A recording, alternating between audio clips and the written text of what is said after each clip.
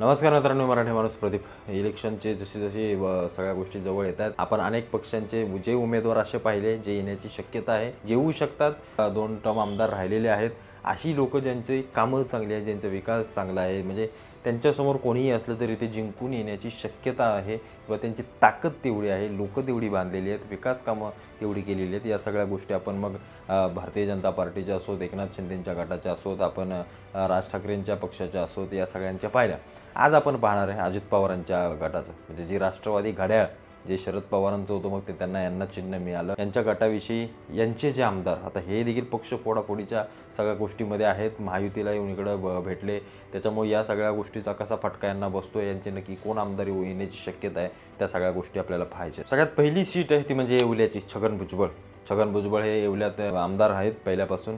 बऱ्यापैकी कामं आहेत, चांगली कामं आहेत. आणि सगळ्यात महत्त्वाचं तिथं त्यांना फायदा हा आहे की जो ओबीसी समाज आहे, जो त्यांच्या समाजाची लोक छगन भुजबळांना मतदान यावेळेला करतील, निश्चित करतील, आणि त्याच्यामुळे ते आमदार होतील. छगन भुजबळ पहिले जुने नेते आहेत, शिवसेनेचे असोत, मग राष्ट्रवादी मध्ये गेले, असे त्यांचा एक मोठा प्रवास आहे.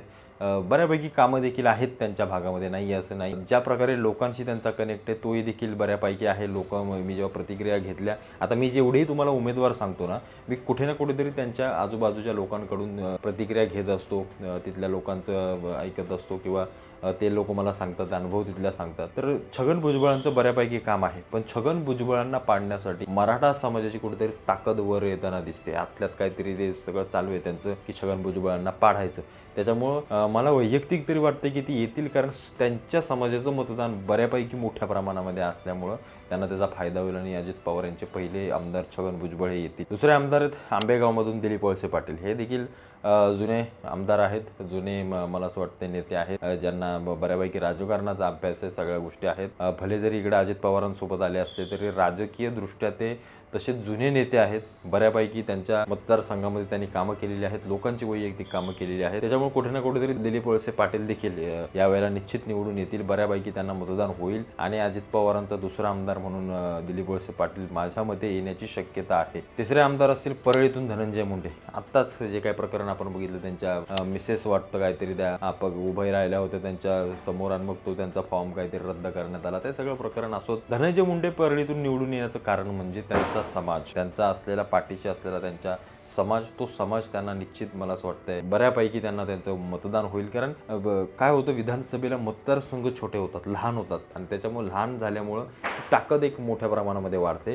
त्याच्यामुळे यांचा फायदा नक्कीच त्यांना होईल. पंकजा मुंडेंना फायदा झाला नाही, कारण लोकसभा क्षेत्र हे मोठं असतं. त्याच्यामुळे कुठं ना कुठेतरी मुस्लिम समाज आणि मराठा समाजाने बरोबर काटा काढला, मला असं वाटतं पंकजा मुंडेंचा.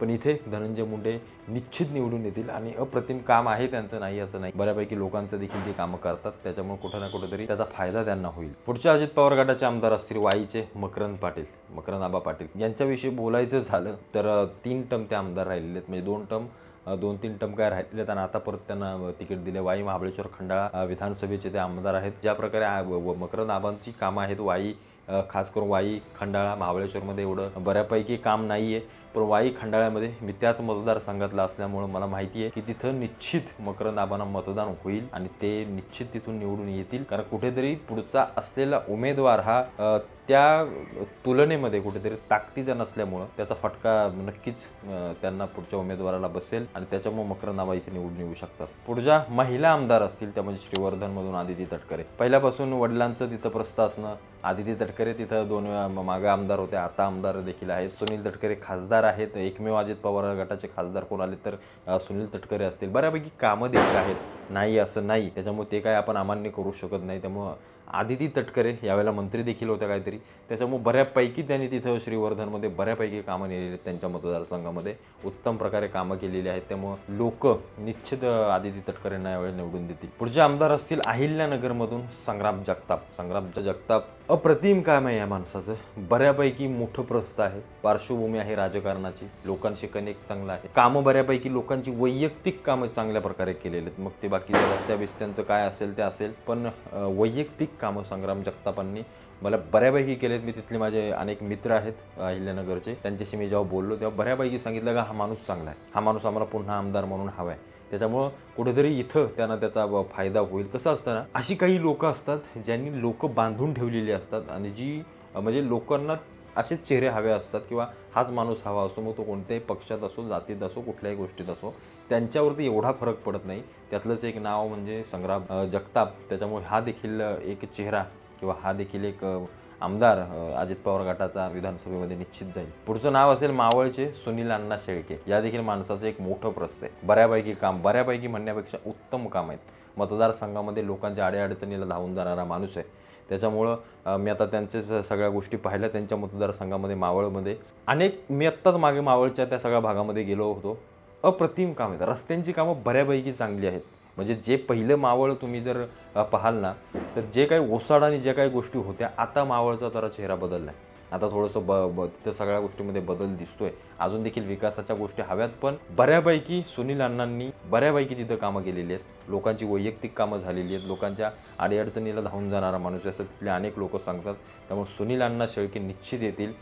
त्याच्यामध्ये काहीही मला असं वाटतंय गैर नाही आहे. आणि सुनील अण्णा शेळके उत्तम माणूस आहे. विकासाच्या दृष्टीनं, लोकांची कामं करण्याच्या दृष्टीनं, जे काम आमदारानं केलं पाहिजे त्या दृष्टीनं सुनील अण्णा शेळके उत्तम काम करणारा माणूस आहे. पुढचं नाव असेल वांद्रे पूर्वमधून झिशान सिद्दीकी. आत्ताच बाबा सिद्दीकींची हत्या झाली, या सगळ्या गोष्टी आपण पाहिल्या. त्यांचा मुलगा झिशान सिद्दीकीला अजित पवारांनी तिकीट दिले. हा झिशान सिद्दीकी मला असं वाटतं बऱ्यापैकी कामं करणार आहे. आता ते मुस्लिम असल्यामुळे त्यांचा मुस्लिम बहुल भाग पण तसा आहे. तिथे बऱ्यापैकी हिंदू देखील आहेत, मुस्लिम देखील आहेत. त्याच्यामुळे बऱ्यापैकी इथं सामाजिक काम करणारा माणूस आहे. सामाजिक म्हणजे कुठं अन्नदान असो, कुठं काय असो, कुणाच्या वेळेला धावून जाणं असो, त्याच्यामुळं इथं लोकांचा कनेक्ट त्यांच्याशी पहिल्यापासून बऱ्यापैकी आहे. आणि कुठेतरी बॉलिवूडशी कनेक्शन असणं, त्याच्यामुळं जी मोठ्या लेवलची माणसं असतात किंवा बऱ्यापैकी मोठी माणसं असतात ती देखील यांच्याकडे वळू शकतात, वळतील असं माझं वैयक्तिक मत. आणि दुसरी महत्त्वाची गोष्ट म्हणजे बाबा सिद्दीकींची एक हत्येच्या सगळ्या गोष्टी झाल्या, त्याचं एक भावनिकता यांच्या मागे जोडली जाईल आणि कुठेतरी निश्चित ते आमदार म्हणून निवडून येतील त्या भागातून. सगळ्यात पुढचं आणि महत्त्वाचं नाव आहे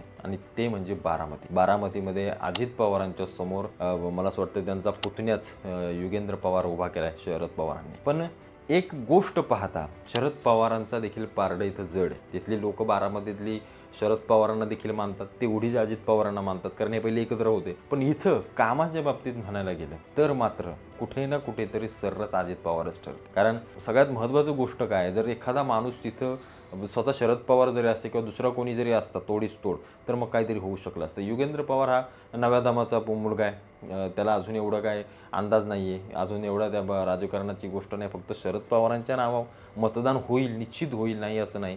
पण अजित पवारांना डिफेट करणं कुठंतरी बारामतीमध्ये हलकं नाही आहे. कारण अजित पवारांनी पहिल्यापासून तिथं कामं केलेली आहेत. जशी शरद पवारांची सावली तशी ते अजित पवार आहेत. पण इथे कुठेतरी लोक दादांकडे जातील, अजित पवारांकडे जातील. सध्या अजित पवारांनी बारामतीतल्या काही लोकांची बऱ्यापैकी वैयक्तिक कामं केलेली आहेत. भेटणं असो, काही असो, स्वतः ग्राउंडवरती जाऊन कामं करणं असो.